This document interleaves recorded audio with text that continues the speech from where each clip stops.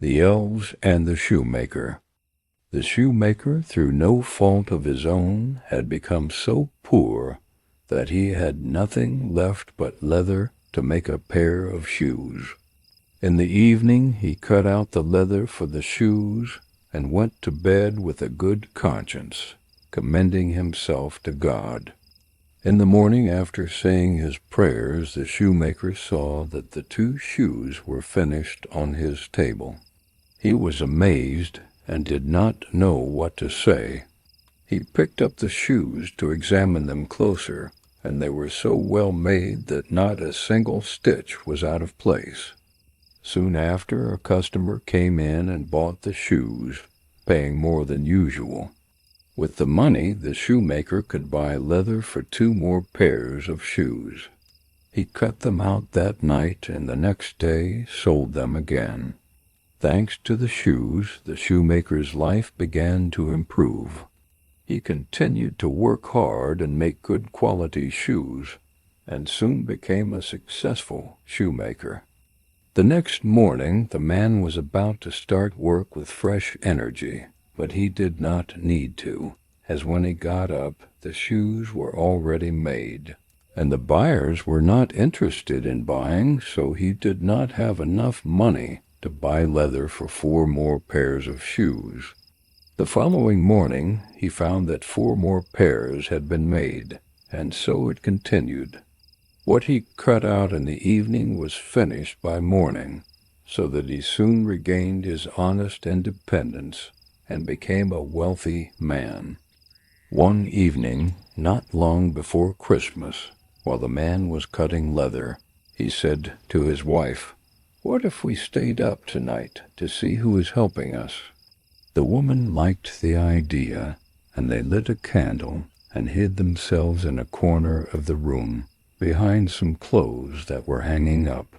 When it was midnight, 2 little naked men came and sat down at the shoemaker's table, took all the leather, and disappeared, which was cut out before them, and they began to stitch it so skillfully and so quickly with their small fingers that the shoemaker could not take his eyes off them in astonishment.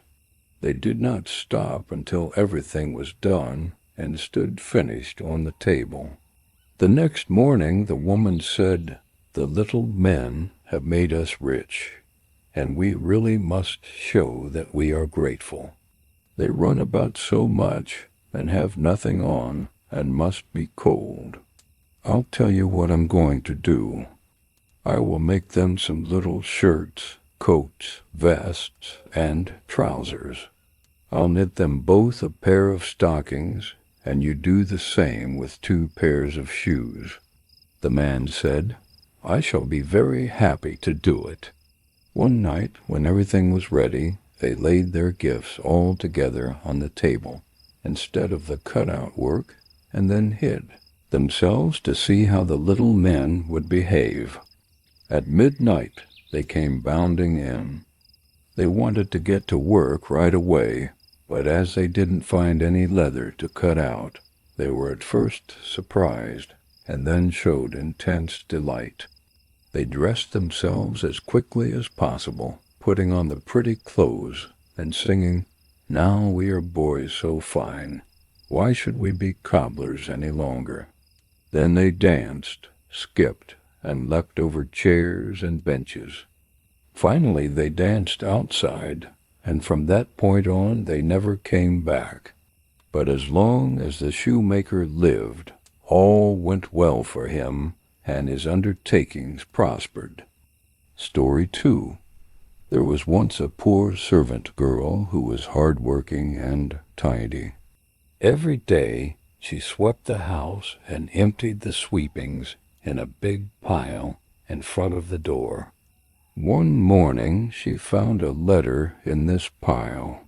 As she couldn't read, she put the broom in the corner and took the letter to her master and mistress.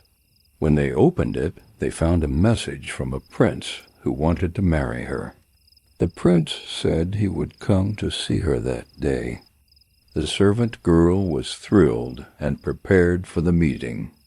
When the prince arrived, he was impressed by her beauty and intelligence. They fell in love and lived happily ever after. The story begins with an invitation from the elves, who ask the girl to hold their child at its christening. At first the girl is unsure about what to do, but after much persuasion, she agrees. 3 elves come and take her to a hollow mountain where the baby's parents live. Everything there is small, but more elegant and beautiful than words can describe. The baby's mother lies in a bed made of ebony, decorated with pearls. The covers are embroidered with gold, and the cradle is made of ivory. The bath is of gold. The girl stands as the godmother. She wants to go home, but the elves beg her to stay for 3 days. She stays and spends her time in joy and happiness. The little folks do everything they can to make her happy. Finally, she sets out on her journey home. First, they fill her pockets with money, and then they lead her back. When she returned home, she wanted to start her work again. She took the broom that was still standing in the corner and began to sweep. Then some strangers came out of the house and asked her who she was and what business she had there. She had not been there for 3 days, as she thought, but for 7 years. In the meantime, her former masters had died. The story the third. A certain mother's child was taken away from its cradle by the elves. A changeling with a large head and staring eyes lay in its place. In her trouble, she went to her neighbor for advice. The neighbor told her to carry the changeling into the kitchen, set it down on the hearth, light a fire, and boil some water in 2 egg shells. If the changeling laughed, all would be over. The woman did everything to please her neighbor, but when she put eggshells filled with water on the fire, the imp said, "I am as old as the western forest, but I have never seen anyone boil anything in an eggshell." He began to laugh, and suddenly a host of little elves appeared. They brought the real child and set it down on the hearth, taking the changeling with them.